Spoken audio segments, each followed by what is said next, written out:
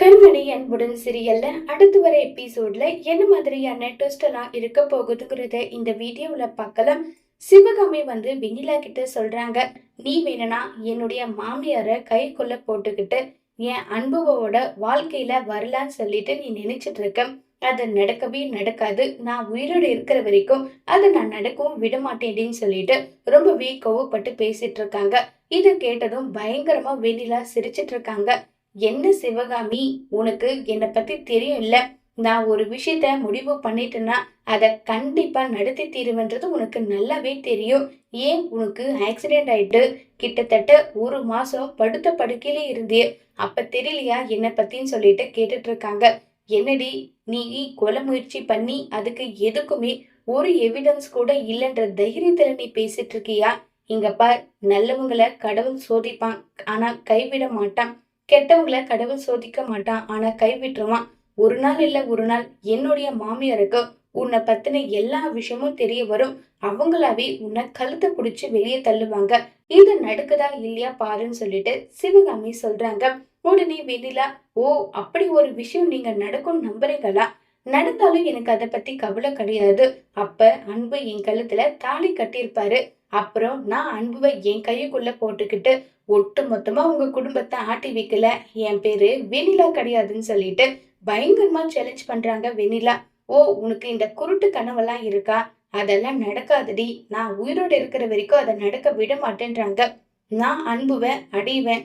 ஒருவேளை அன்புவை அடையறதுக்கு யாரு தடியா வந்தாலும் அவங்க யாரை என்ன நல்லா பார்க்க மாட்டேன், போட்டு தள்ளிட்டு போயிட்டே இருப்பேன்னு சொல்லிட்டு வெண்ணிலா சொல்றாங்க.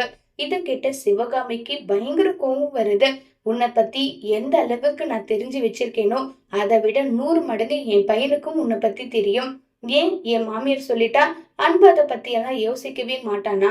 கண்டிப்பா அவ உன்னை கல்யாணம் பண்ணிக்கவே மாட்டான்னு சொல்லிட்டு எல்லாம் இருக்காங்க. அதையும் பார்க்கலாம். மிஞ்சி போனா இன்னும் 10 நாள் நான் உனக்கு டைம் கொடுக்குறேன்.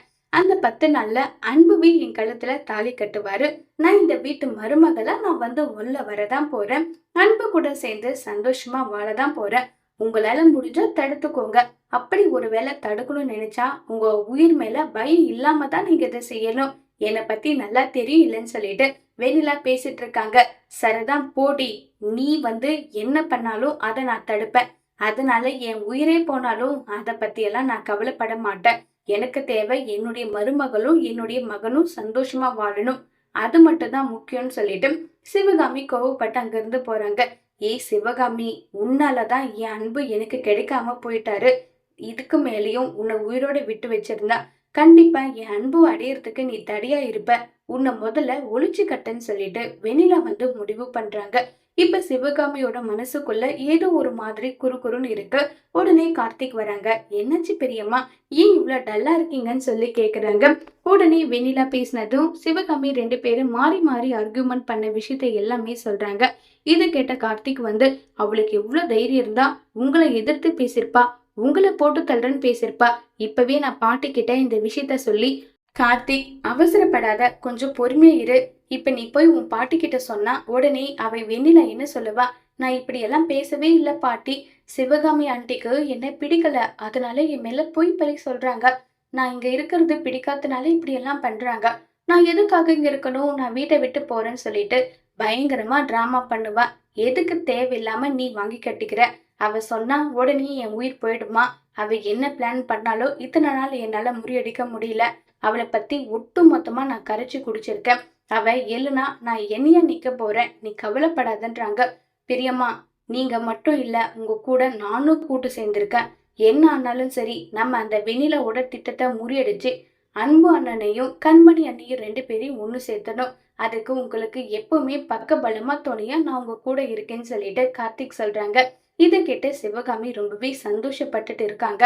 இருந்தாலுமே சிவகாமியோட மனசுக்குள்ள வெண்ணிலா சொன்ன விஷயம் எல்லாமே யோசிச்சுட்டு தான் இருக்காங்க. சிவகாமிக்கும் என்ன பண்றதுன்னு புரியாம சிவகாமி ஒரு பக்கம் ரொம்ப குழப்பத்துலதான் இருக்காங்க.